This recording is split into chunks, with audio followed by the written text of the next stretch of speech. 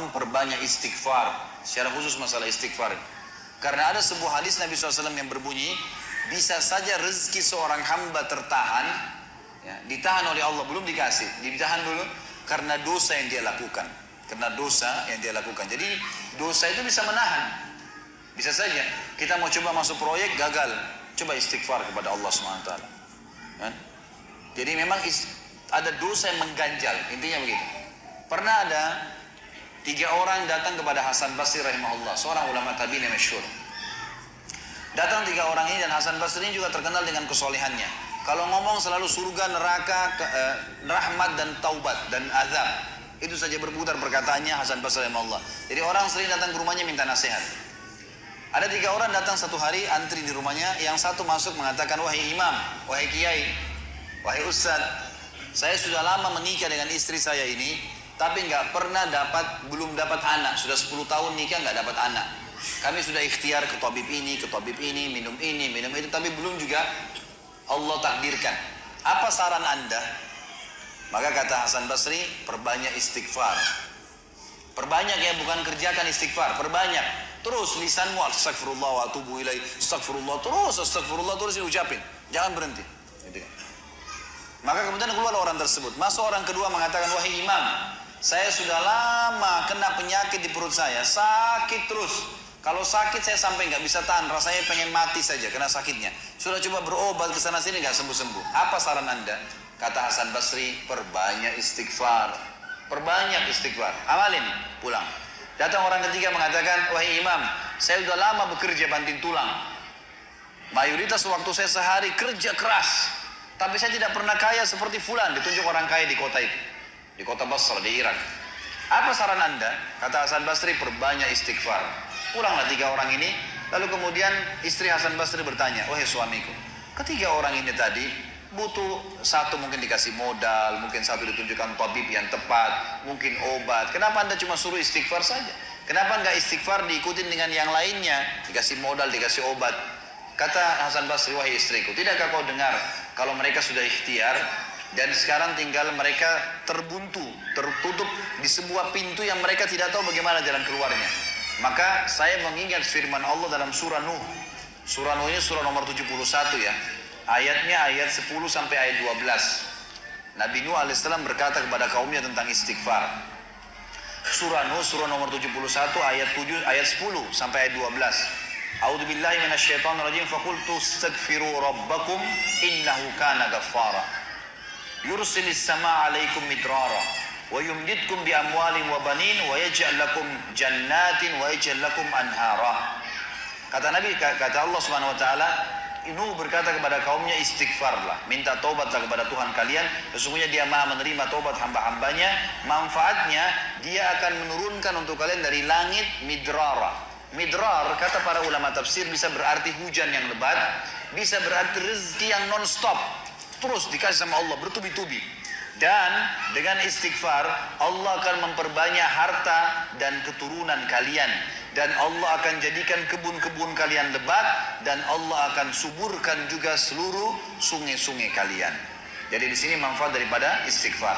Ada kisah yang lain teman-teman sekalian, kisah Imam Ahmad rahimahullah. Imam Ahmad rahimahullah dari 4 mazhab tadi, Abu Hanifah, Malik, Syafi'i dan Ahmad. Ahmad bin Hanbal muridnya Imam Syafi'i. Mazhab yang keempat. Imam Ahmad rahimahullah di akhir hidup beliau ulama besar hadis. Di akhir hidup beliau pernah terlintas di benaknya untuk mendatangi sebuah kota di Irak. Kenapa ke sana nggak tahu.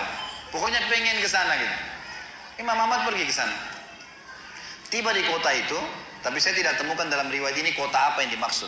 Tiba di kota itu, Imam Ahmad tiba azan maghrib. Lihat masjid, ada satu masjid, masuk masjid itu sholat berjamaah. Orang nggak tahu dia, karena zaman dulu orang tidak ada foto, tidak tahu lihat bagaimana wajah siapa orang ini, nggak kenal. Habis sholat maghrib, Imam Ahmad duduk sedikit baca Al-Quran. Azan Isya dia ikut sholat. Selesai Isya, Imam Ahmad pergi ke pojok masjid, mau geletak tidur. Marbot masjidnya datang, dekatin. Wahai Syekh, Syekh ini dalam bahasa Arab 3 artinya. Bisa hal dari 3. Bisa orang tua, Syekh. Bisa orang alim, bisa orang kaya. Jadi tidak selamanya kalau antum dipanggil di Saudi Syekh dianggap orang alim gitu. Bisa saja orang tua gitu kan. Dipanggil, hai Syekh, orang tua maksudnya. Ngapain anda di sini? Kata Imam Ahmad, saya musafir, nggak kenal orang siapapun di kota ini. Besok pagi saya mau pergi, nggak ada tempat nginap, saya mau nginap di sini. Karena zaman dulu nggak ada penginapan-penginapan kayak kita sekarang, banyak hotel segala gitu. Kata marbotnya nggak bisa, masjid nggak boleh tidur. Kata Imam Ahmad, saya didorong-dorong keluar dari masjid. Orang ini nggak tahu kalau ini Imam Ahmad, kalau tahu mungkin diundang ke rumahnya. Tapi ini marbot, masya Allah, istiqomah nih gitu. Keluar dari masjid, ditutup pintu masjid sama dia. Imam Ahmad lihat orang yang sudah pergi, Imam Ahmad lihat ada teras masjid, tidur di teras masjid. Balik lagi marbotnya. Wahai Syekh, ngapain sini? Musafir, mau tidur, nggak ada tempat nginap. Nggak bisa Syekh. Teras pun nggak boleh, peraturan. Ini saya bilang tadi istiqomah luar biasa nih. Imam Ahmad bilang, saya didorong-dorong ke jalanan. Dorong ke jalanan. Waktu saya lagi didorong ke jalanan, ternyata masjid bersebelahan dengan kios penjual roti. Ada satu orang penjual roti di sebelah masjid. Lalu dia mengatakan, Syekh, dipanggil Imam Ahmad, silakan ke tempat saya. Imam Ahmad pun datang. Dia bilang, saya punya rumah tidak jauh dari sini, ini kios saya, ada ruangan tempat tidur saya. Silakan anda pakai nginap, besok anda mau pulang silakan. Kata Imam Ahmad menceritakan tentang keadaan dia dengan penjual roti ini. Dia bilang, ada satu perilaku penjual roti ini yang unik. Imam Ahmad tertarik dengan itu. Dia bilang, setiap kali orang ini pecahin telur, ngambil terigu, ngambil garam, itu sambil astagfirullah wa atubu ilaih, astagfirullah wa atubu ilaih. Terus lisannya nggak pernah berhenti nih, astagfirullah wa atubu ilaih, kecuali Imam Ahmad bilang saya ajak ngomong atau dia bertanya pada saya. Kalau berhenti, istighfar lagi. Selalu begitu. Kata Imam Ahmad, saya bertanya, sudah berapa lama kau amalkan nih? Orang itu bilang, sudah lama, dari saya masih bujang. Kebetulan orang ini sudah tua, seumur sama Imam Ahmad. Sudah mendekati 60 tahun lebih gitu. Baik, dia bilang, sudah lama, dari saya masih bujang. Kata Imam Ahmad, ma thamaratu istighfarik, apa manfaatnya istighfarmu? Apa yang kau dapatkan dengan istighfar yang sebanyak ini? Kata dia, tidak ada apapun yang saya minta kepada Allah kecuali diijabah. Apa saja saya minta Allah kasih, tinggal satu yang belum Allah kasih. Kata Imam Ahmad, apa itu? Dia bilang, saya minta dipertemukan sama Imam Ahmad. Loh ya, kisah nyata. Imam Ahmad mengatakan, Allahu Akbar, istighfarmu lah yang membuat saya datang ke kota ini, tidak tahu kenapa. Istighfarmu yang membuat marbot masjid mendorong-dorong saya keluar masjid. Istighfarmu yang mendatangkan saya ke tempat ini, tempat praktekmu, ke rumahmu. Karena saya adalah Ahmad bin Hanbal. Saya adalah Ahmad ibn Hanbal. Bagaimana istighfar teman-teman sekalian mendatangkan rezeki yang luar biasa. Permintaan apapun didatangkan. Seorang alim ulama biasa didatangin, ini malah didatangkan sama Allah ke tempat orang ini karena istighfarnya. Jadi memperbanyak istighfar manfaatnya sangat besar.